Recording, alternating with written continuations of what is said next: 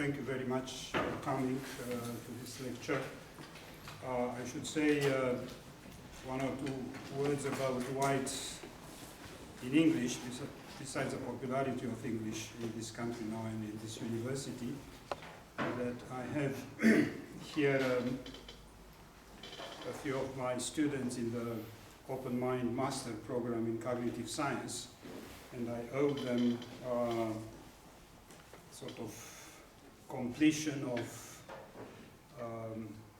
certain things in a course that I couldn't teach. Mind in Evolution last May was taught by a wonderful colleague of mine. And then last October, I also taught a bit with the same colleague a theory of mind class for them. And I didn't finish there either, so I told them that my lecture would sort of add a few elements to what they missed, and our classes are exclusively in English, so this is one reason, and there are some students, one or two in this program, who are not natives. There is another reason in English, is that for many, many years this is a language in which I am thinking philosophy and cognitive science, and I think I am poorer in philosophical Romanian than I used to be, and also given the way I use certain concepts and words, I don't want to be challenged with we don't say things like that in Romanian, which happened to me. And finally, English is the lingua franca of science, philosophy, cognitive science today, so in English it will be. Another clarification is that this is not going to be a pure philosophy talk. My voice is not good. A pure philosophy talk.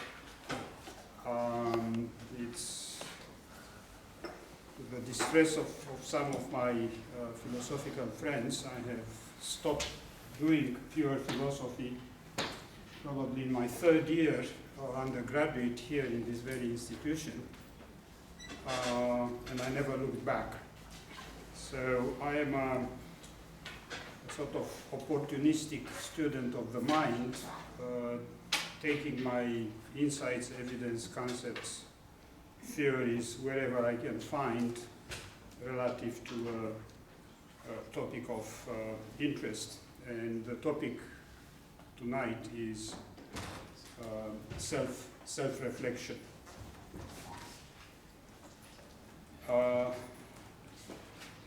The plan for this lecture is as follows. I will start with some background remarks.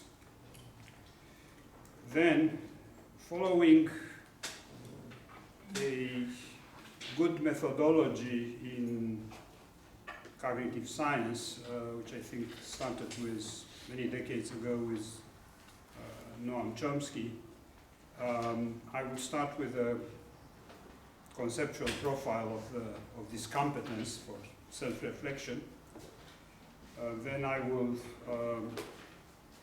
proceed on this basis with some examples to discern the mental tasks involved in self-reflection, that is, what the mind has to do in order to self-reflect. And I will take these tasks, these mental tasks, to be a guide to the neuropsychological resources that are required to self-reflect. That will be, and of course, in the order of things, if we were to push, will be to go to the brain hardware involved in self-reflection, but we'll not get that far. And at this point in the lecture, after going through the conceptual profile, going through the mental tasks, the neuropsychological resources, I will turn to the main question, which is why self-reflection, why it had evolved. And I will survey a number of evolutionary puzzles about the evolution of self-reflection. It's a very puzzling mental phenomenon in evolutionary terms. I will look at a few popular standard explanations as to which aspects of life may have generated self-reflection, find them unsatisfactory, and sketch a solution as an alternative by refocusing of the evolutionary analysis, basically refocusing on mental ontogeny, or mental childhood if you want. I think this is where things happen in a way that can explain what's going on. And basically this will be an analysis in terms of the strongest, most persistent selection pressures that operate on the minds of older children and adults, which I call cultural sociopolitics, which is with us the rest of our life. And the mental adaptation that responds to these pressures I will call strategizing, of which self-reflection is a main self-regulatory competence. Even from this introduction, you'll notice that, and I want to warn you, that the analysis has nothing to do with traditional philosophical theories. They don't go in this direction. Has nothing to do with how we use the words self-reflection, with our intuitive concepts of self-reflection. Is rather a archaeological digging at what's deeper than that.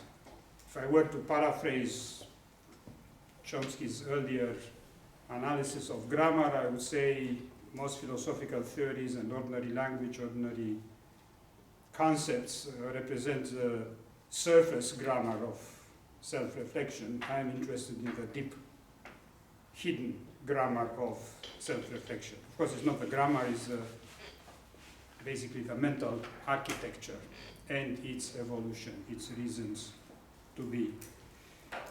All right, first point, a bit of background, which is familiar to most of you, but we'll put in a context, a distinction, if you want, between mind one and mind two, as it were.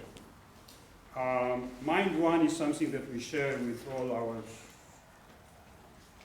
animal ancestors and animal species. And is basically made of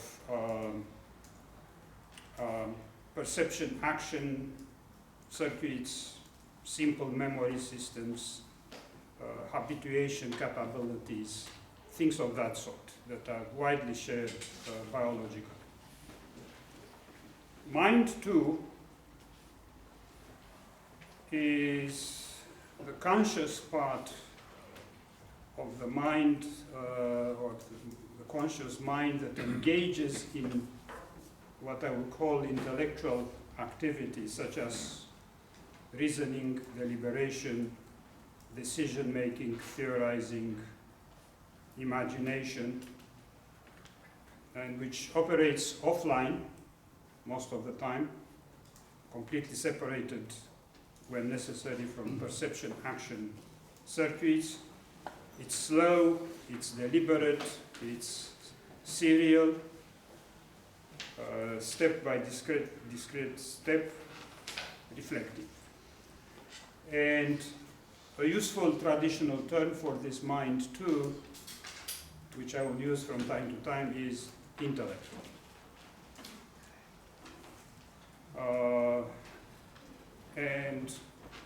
the mind sciences, which is a term I much prefer to cognitive science, but it's too late to change popular terminology. The mind sciences, going from linguistics to psychology to neuroscience, philosophy of mind, cognitive anthropology,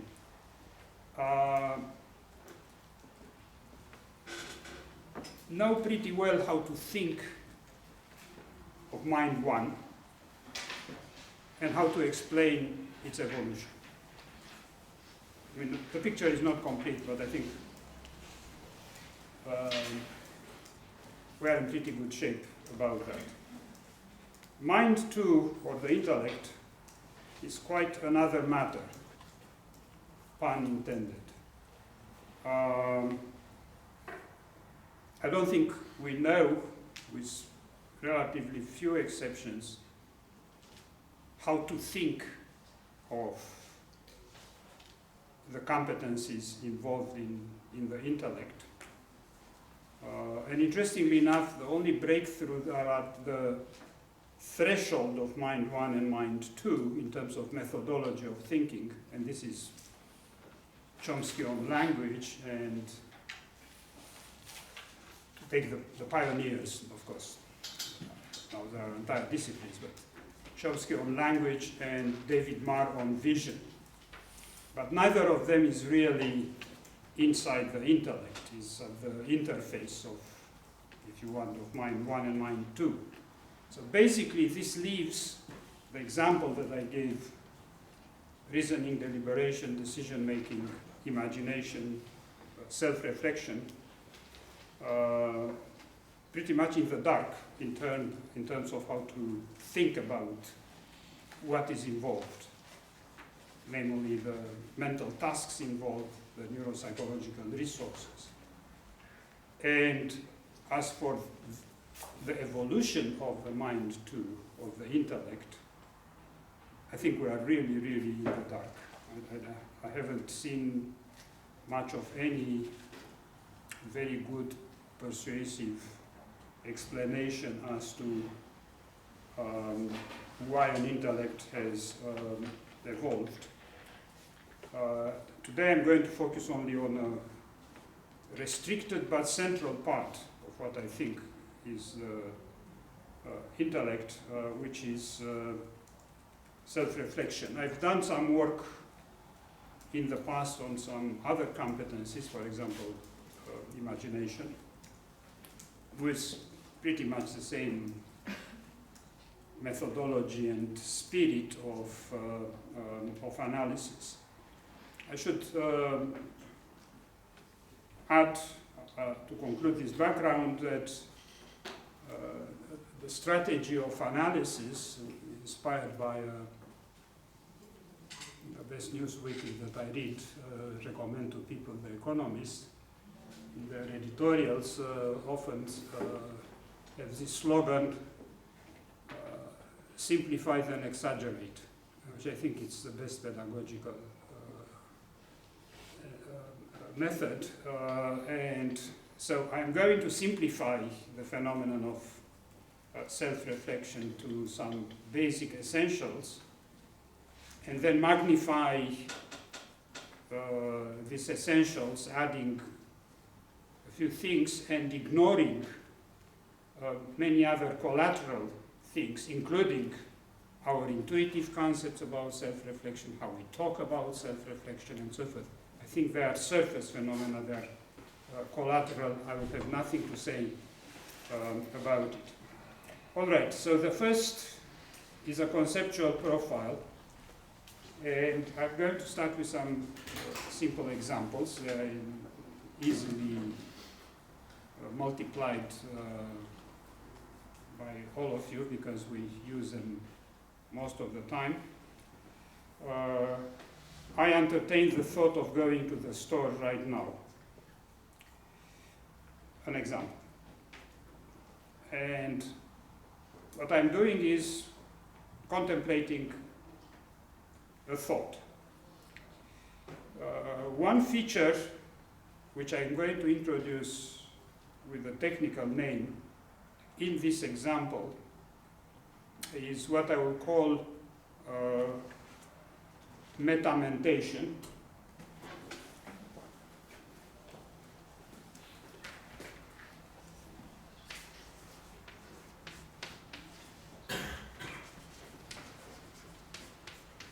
Which is basically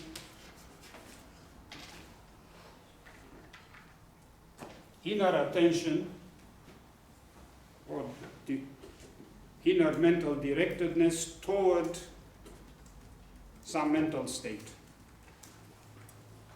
some thought, attitude, emotion, and so forth.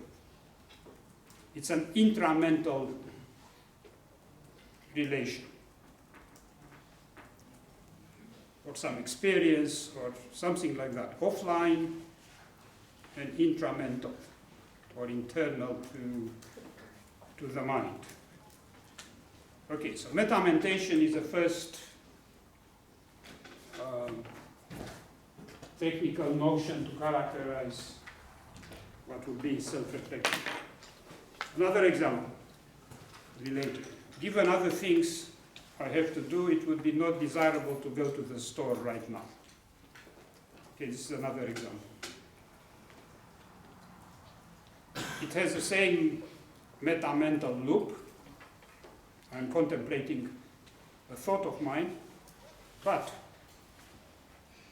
when I say it's not desirable, I connect the metamental loop, or circle if you want, with some attitude, like desire, or some functionality for the, and this I will call reflection.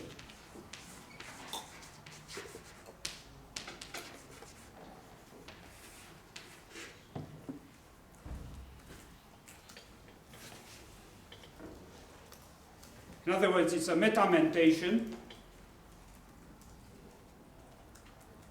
embedded in a context, in a functional context of attitudes, goals, practical implications, affordances for action, or something like that.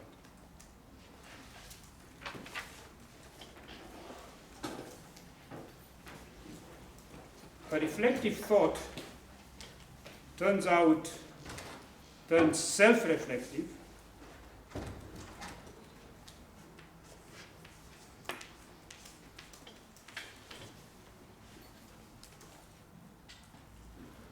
when one's sense of self is deliberately invoked or referenced in what one reflects on. As for example, I give you two examples. One is, I have to abandon the thought I had yesterday of going to the store today. So the second I have to abandon this thought I had yesterday. The past I is, I will argue later, is a result of a sense of past self. And the reflective exercise in this case becomes self-reflective. Or another example, I think now that what I used to believe was wrong. We do this often, or was right. I think now introduces the metamental loop. I'm thinking about a thought, a belief. But part of this past mental state of affair contains a sense of self. It's what I used to believe, my past self.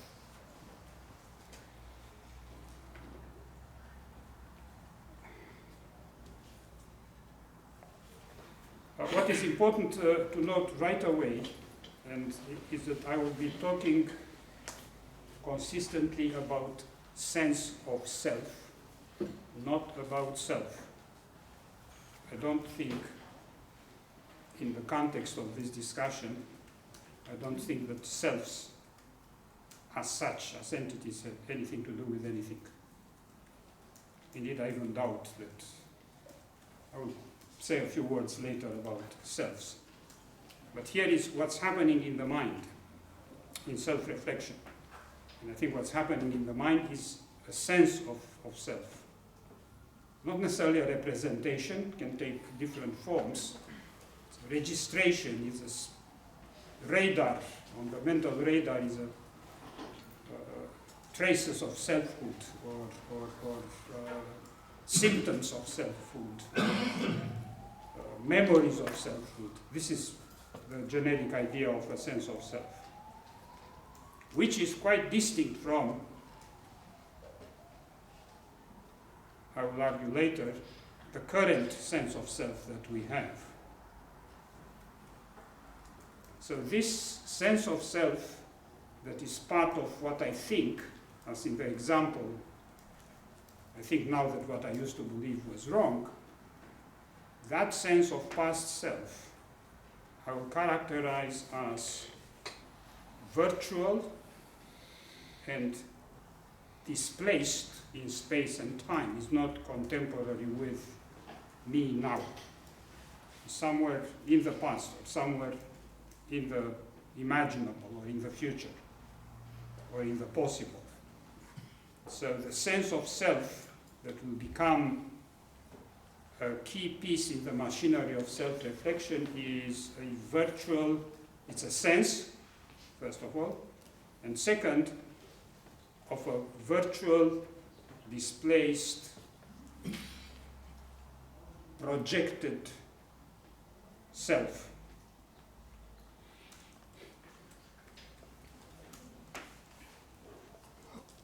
Finally, these examples. I should review an earlier decision I made and ask myself whether it was the right one. Familiar. Or, I am now judging an action of mine of several years ago. Was it the right one? Was it done at the right time?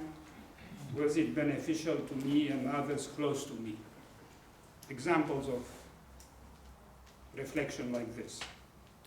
These are self-reflective thoughts with a sense of past self, but with a critical difference in my account.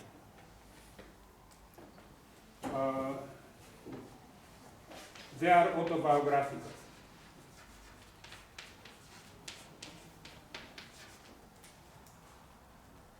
Right? It's about things that happen to me, even in an almost narrative or mini-narrative sense. Not, I would say, not all self-reflection is autobiographical. But I will argue that it evolved initially to be autobiographical. And then, like any competence, mental competence in particular, once installed, once involved, can go toward other horizons, including non-autobiographical.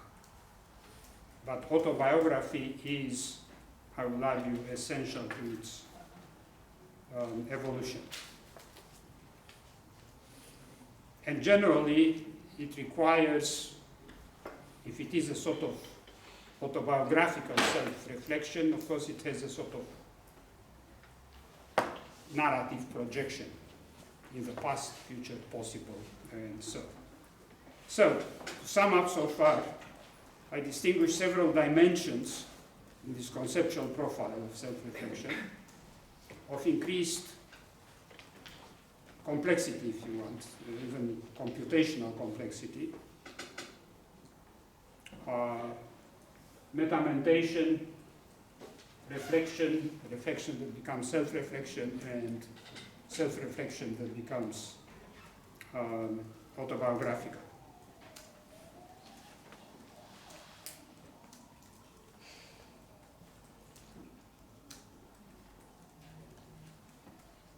And this is going to be a sort of guide to the next step, these dimensions of the analysis, which is figuring out the mental tasks that the mind too, the intellect, must execute, carry out, manage in order to engage in self-reflection.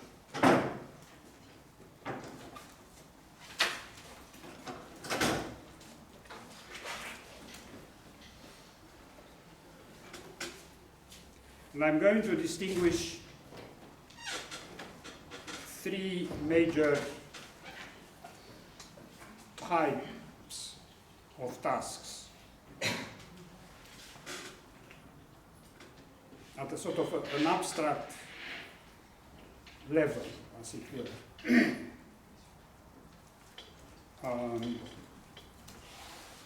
Executive, cognitive, and sense of selfhood tasks. The executive tasks basically require to generate and project offline and constructively, that is not under immediate sensory input, but rather out of other mentally internal reasons, hierarchical configurations, metamental, self-reflective, autobiographical, and so forth, narrative things. This is the executive. It requires these executive capabilities to do it. Turns out it's not such a simple matter. This is one, if you want, what I will call later the projectivity of the brain. And the other one, which is as critical, in fact two, are the inhibition of outside inputs, and often even of memory inputs, and the decoupling of these outside inputs and unwelcome memory inputs from the particular intellectual exercise, in this case, self-reflection. Decoupling is like the inhibition is, and decoupling are putting a sort of mental wall, as much as can, between the particular intellectual activity, could be deliberation, could be decision making, could be theorizing, and the incoming inputs coming from either outside or inside. It's not perfect, it's permeable, of course, and so forth, but it is a necessary condition in order to self-reflect or to engage in intellectual activities. And it will turn out that whereas brain projectivity is a animal-wide capability, inhibition and decoupling don't seem to be universally animal. In fact, there are decent reasons to believe that they are exclusively human. So I mention this because I want you to see, even with this narrow topic of self-reflection, judging the tasks and then the resources, that already there are breakpoints which an evolutionary analysis must account for, in which executive capacities, and then of course cognitive and others, are involved. For me, if demonstrably proven that indeed other animal minds are incapable of such inhibition and decoupling, this is a pretty good sign that they will be incapable of intellectual activities, just at this level. You don't have to go further. In other words, these are the first tests and evidence for having the potential of a mind too, of an intellect. And we are not yet at the cognitive level, just the executive.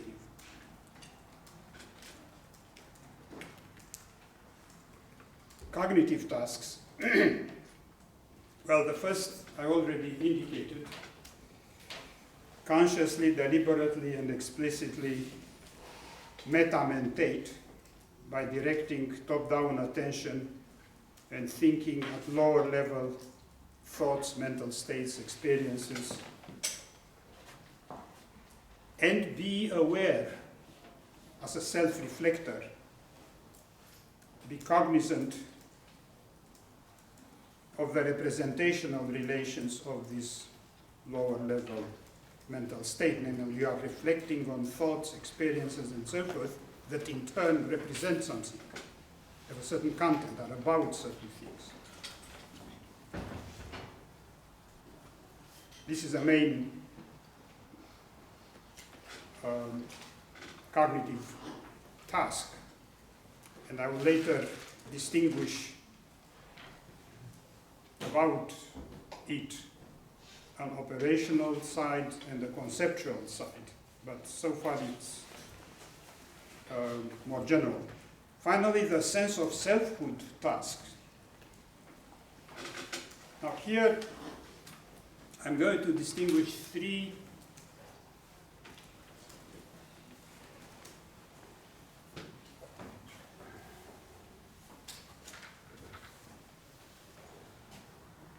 senses of self.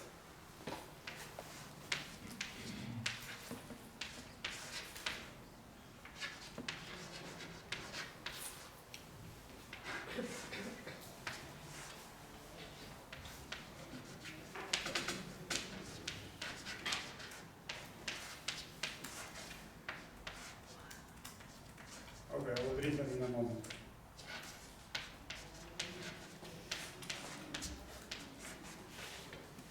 One is the sense of self as agent, as author of thoughts, actions, experiences, and so forth. I am doing it, I am feeling it, I am thinking it, and so forth. This would be the sense of what I label for expositive purposes the I self. The I as the initiator, as the author. And the authorship sense. The second is the ownership sense, the mind's self. These experiences, these thoughts, these ideas, these actions are mine.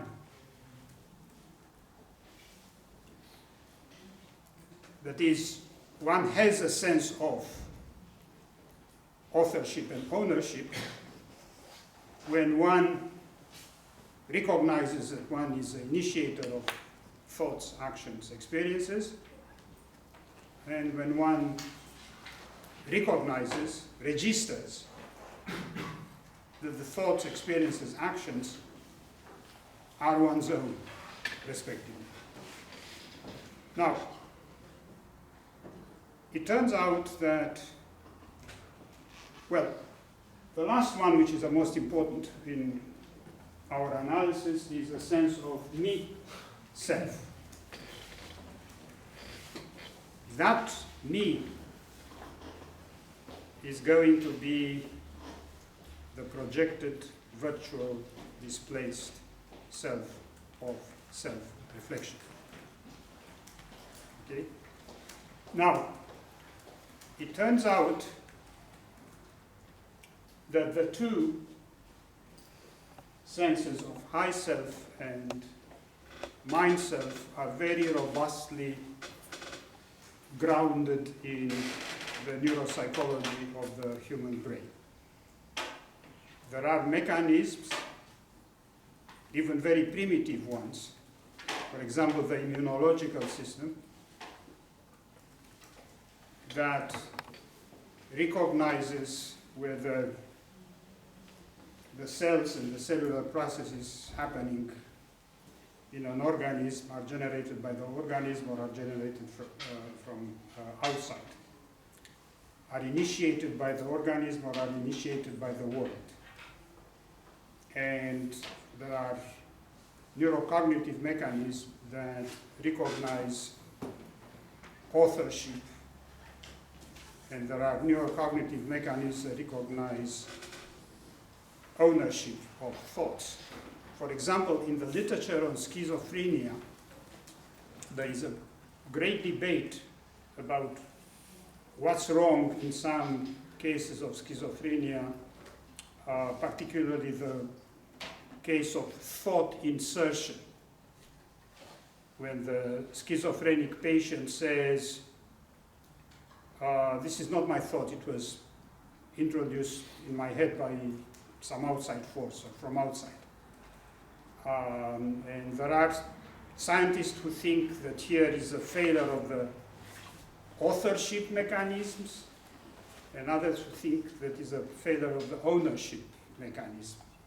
I happen to believe that is a failure of authorship, because on the face of it, the schizophrenic knows that the thoughts are inside his or her head. So it's not a question of where, of ownership, but it's a question of, I think, who instigated the thought, who authored the thought.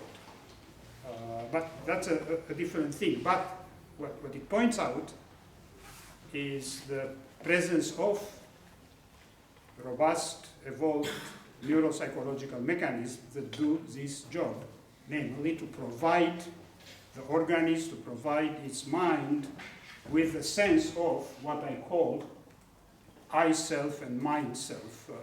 Technically, you call them authorship, ownership, or whatever. And they, keep in mind, this is what they do. They don't provide you with a self. They provide you with a sense of. You register, or mind register, recognizes, is aware of being the author, being the owner, and so forth. The last one requires, and this is part of the point of my lecture, requires a quite different, I will argue, quite different mechanism than one of the sort, the ones of the sort involved in authorship and ownership. And of course, there is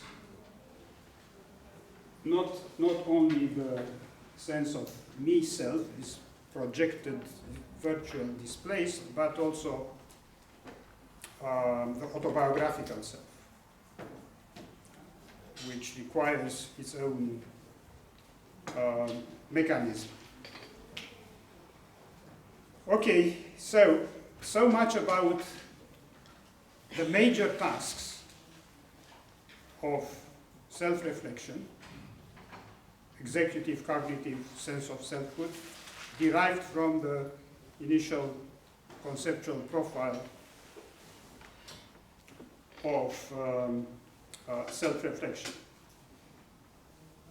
The next question in the methodological order of analysis is what resources, what capabilities, what mental, or more widely neuropsychological capabilities are there to carry out, to execute the tasks. Return to the first executive, and I said metamentation is basically a matter of brain projectivity. Now, this is by now, I'll say only a few words. It is by now a familiar fact, fact finding in neuroscience, that the brain the animal brain in general, the human brain in particular, is a mental projector. It's constantly, some people even call it a hallucinator or an imaginer, all the time makes projections about everything, but particularly anticipating perceptual inputs. It turns out, and I think to the surprise probably of many philosophers and psychologists of past times, that for reasons not quite fully understood, but better and better understood, the brain does not wait for the sensory input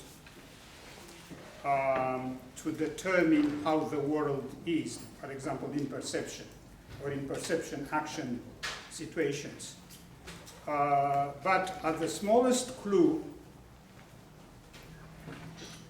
it projects possible, very fast possible scenarios and fills in details about how the world might look like. Now it's a huge and expanding literature about this that has become quite technical with prediction mechanisms and things like that. It turns out also that the brain is doing this. In other words, is active in these projective situations, not only explaining dreams, for example, but also under deep anesthesia. It still projects. They have measures of finding out this, and so clearly there is an intrinsic capability of the brain to, once it's shaped by memory and experience, to use these two sources, already past stimuli, past experiences and so forth, to anticipate. This has a major implication, I think, not fully digested in cognitive science, but basically, and I expect this to be a major area of research and surprising findings, this puts memory in the driving seat of cognition and mentation in general. I even thought of a slogan relative to a species or a developmental age. Tell me what sort of memory system is dominant, and I will tell you what sort of mind you have. And I think I was even tempted to write an article with the title, Mind is Memory.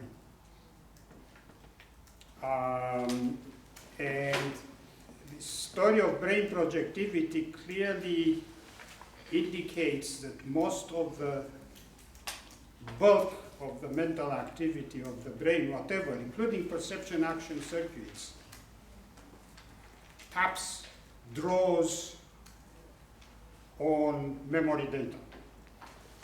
And what is out there, the inputs and so forth, are just the occasion, the pretext, the smallest clue to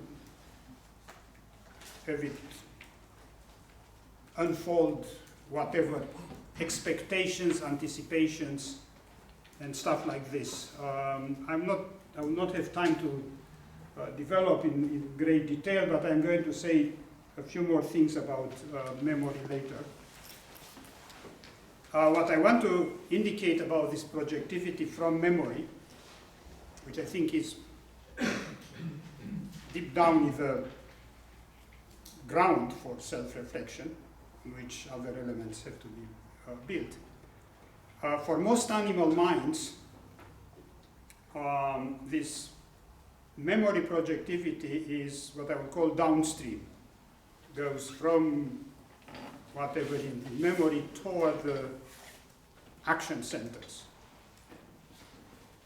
and perception, which I say downstream like the sense of the mind one.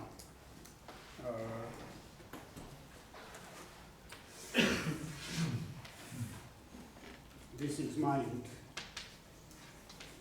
1, and this is mind 2. So it's a downstream projectivity. What is characteristic of mind 2, the intellect, is that the same projectivity from memory is upstream. That is, it goes toward thoughts, beliefs, attitudes, representations of experiences, and so forth. So in this sense,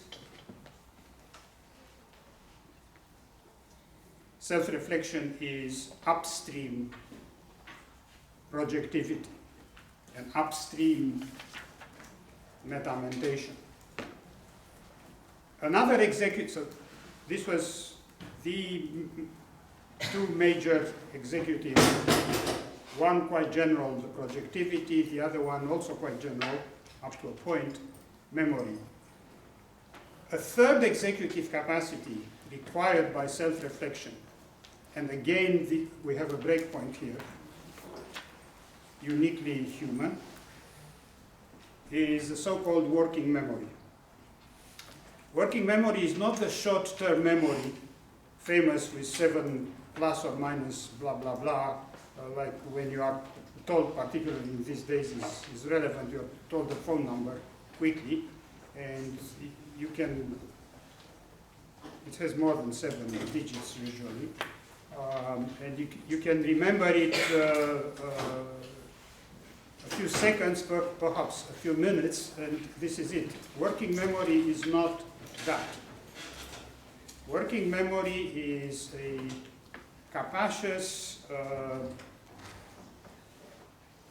mental space where basically offline thinking, intellectual activities are being deployed. It's a buffer where you can deploy, sequence information. Now, one thing that is interesting about working memory is that, and relevant to our story, is that is very minimally developed in some other animal species, including non-human primates, and developed massively in human children only after the age of 4. Again, same slogan. You don't have a capacious working memory, it's very unlikely that you have an intellect. That is very unlikely to have the capability to deploy thoughts, inferences, and so forth in deliberation, decision-making, planning, and stuff like this. So, and I mentioned, I think for the first time, the age of 4. That would be a critical age in my ontogenetic account. Finally, the same age of 4, more or less. Developmental psychologists disagree, but the disagreement is, and normal variations among children could be 1 year or so, and all these processes are slow anyway, so 4 is a bit arbitrary, but it's a pretty good indicator. Inhibition and decoupling that I was talking about earlier have the same massive, significant development only around and after the age of 4, the one that walled the self-reflective intellectual activities from external and internal input. All right, next one is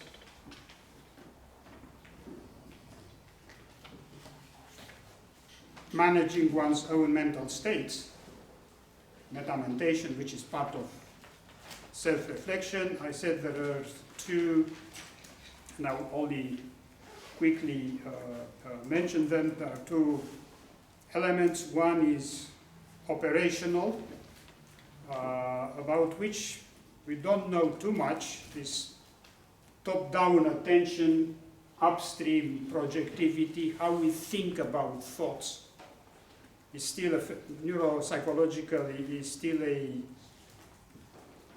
problematic area of research and not that much studied, but it's an operational part. Obviously, it has to do with the executive things that I taught so far. And the other one is conceptual. And the conceptual has to do with how we classify, understand, reason about, infer from the mental states we reflect on.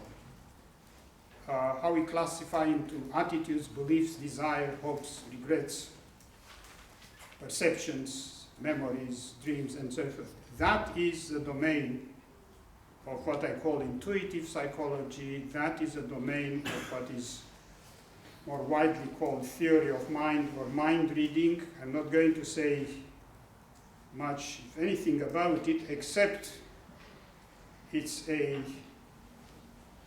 very lively area of research, one of the most interesting in psychology and neuropsychology today. What is of interest to us is this intuitive psychology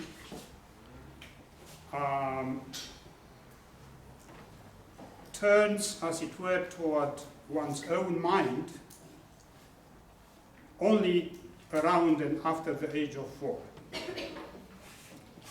Young children, as intuitive psychologists, are exclusively invested in